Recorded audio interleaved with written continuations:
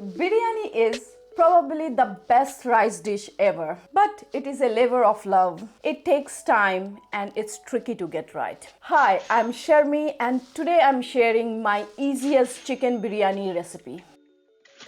This biryani can be made under an hour and it will have all the qualities of a traditional biryani. Aromatic, fluffy and delicious. So, let's get started. Let's talk about the chicken. I'm using around 1 kilogram of chicken drumsticks. You should always make biryani with bone-in chicken. It will give more flavor and it will hold shape, and it should be skinless. Make sure to use big pieces of meat. You can also use chicken thighs. To prepare the chicken, make a slit on the thickest part of the meat. Now let's talk about the spices. The most important thing is the biryani masala. I'm using this store-bought biryani masala. You can find this in any Indian store and they are of pretty good quality. This biryani masala includes whole spices, that's why I like this. They might be called chicken biryani or mutton biryani, but I always prefer the mutton biryani because it gives me more flavor. I'm using 1 tablespoon of biryani masala. Apart from this, I'm using 1 teaspoon of turmeric powder, 1 tablespoon of Kashmiri red chili powder, 1 teaspoon of salt, 1.5 tablespoon of ginger garlic paste, 1 tablespoon of oil, 4 tablespoon of yogurt.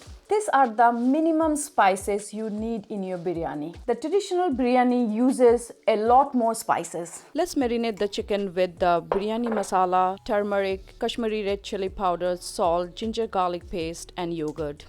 I'll also add a little bit of oil. Mix them nicely. I thoroughly mixed it. We will leave the chicken to marinate. In the meantime, we will prepare the rice and the onions. That will be enough time for the chicken to marinate. The hardest thing to get right in biryani is the rice. I'm using this aged long grain basmati rice. You need basmati rice for biryani, and if it's aged, it will hold its shape better. You cannot make biryani with jasmine or sticky rice. I have taken 3 cups of basmati rice. Look at the grain of this rice. It's so long, it will look amazing in biryani. I will wash the rice thoroughly till the water runs clear. Especially for biryani, you need to wash the rice properly so that the rice grains do not stick to each other. Do not skip this step if you want a fluffy biryani. You can see the water is clear now. We will let the rice soak. In the meantime, we will prepare the onions. Onions are very important for biryani. I have taken 5 medium-sized onions. We will chop them and fry them till they are light golden brown and crispy. If you don't want to chop the onions, there is an easier method. Use this pre-made fried onions. You can also find this in the Indian store, and you can see that it's almost finished. I have used quite a lot of this. This will make it much more easier. And make sure you cut them in equal size, and it should not be very thin. Can you see the thickness? This should be the thickness. My onions are chopped. Now I will separate them before frying so that they brown evenly. Now let's start cooking. You need a wide heavy bottom pan for biryani. I'm using this cast iron pan, but you can also use one pot or a cooker, and you definitely need the lid. I will add around 1 tablespoon of oil and 4 tablespoons of ghee, but if you don't have ghee, you can use butter. Let it melt. I'm cooking this in medium heat. Make sure the oil is not too hot, otherwise it will get brown before it gets golden and crispy. I will give you a small tip. Add little bit of cornstarch into your onions and fry it. They will be much more crispier. Add around 4 to 5 bay leaves. Add the onions.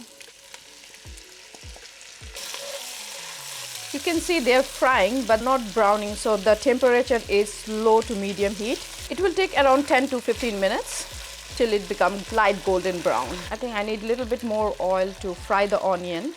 Later on I will take it out. Keep stirring once in a while. Let it cook slowly. I will drain my rice now. Never soak the rice for more than 30 minutes. Onions are almost done. You need to watch it carefully now. If you make it too brown, it will leave bitterness in the biryani. I will take out some of the onions to use as garnish later. I will drain it on a paper towel. Now let's add the marinated chicken.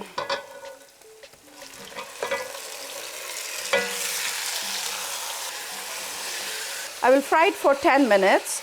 Then I will add the rice. Increase the heat and fry the chicken properly. Stir constantly, otherwise it will burn on the bottom. If it's sticking to the bottom, add little bit of water.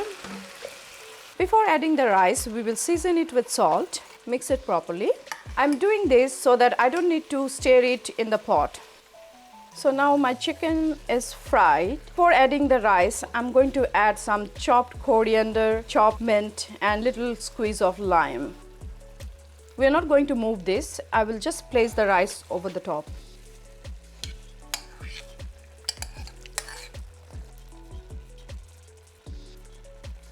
Now I'm going to put water. For 3 cups of rice, I'm adding 4 cups of water. And the water should be a little bit warm. Push your spatula in so that the water goes to the bottom. Increase the heat and bring to a boil. This is the time to check for salt because later on you can't adjust the salt. I think I need a pinch of salt. I will add some green chilies, but this is completely optional. I will let it boil for 1 or 2 minutes and then I will cover it. Now I'm going to cover it and I will reduce the heat to minimum. Cover it properly, do not touch the lid and let it cook for 25 minutes. It's exactly 25 minutes. I will switch off the heat.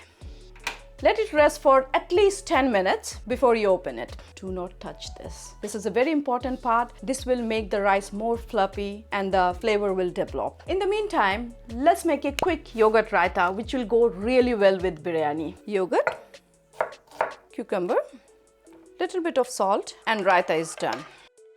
My biryani is looking really nice. Add some melted ghee or butter. Garnish with the leftover crispy fried onions, mint and coriander.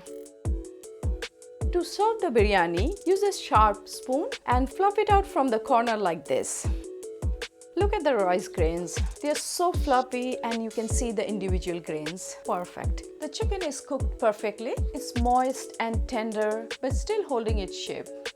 You can see the biryani is not sticking to the bottom. That's the sign of a perfect biryani.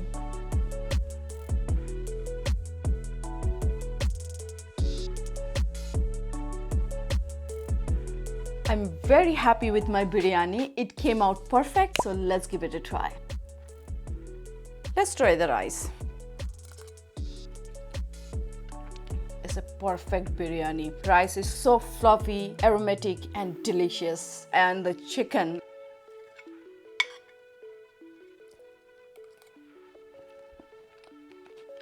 Wow.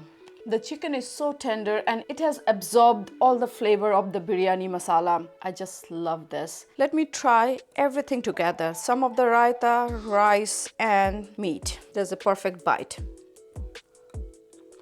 Party in my mouth. The raita is very light and refreshing with the biryani. This is so easy to make compared to the traditional biryani. The flavors are way up there. It is also quite light compared to the traditional biryani, which usually feels heavier. This recipe also takes less time. You can cook this under an hour, including the prep work, whereas the traditional biryani can take up to a few hours. So I hope you give this a try. This will definitely satisfy your biryani cravings. I hope you like this video. If you have any questions, let me know in the comments below. Like, share and subscribe and see you in the next video.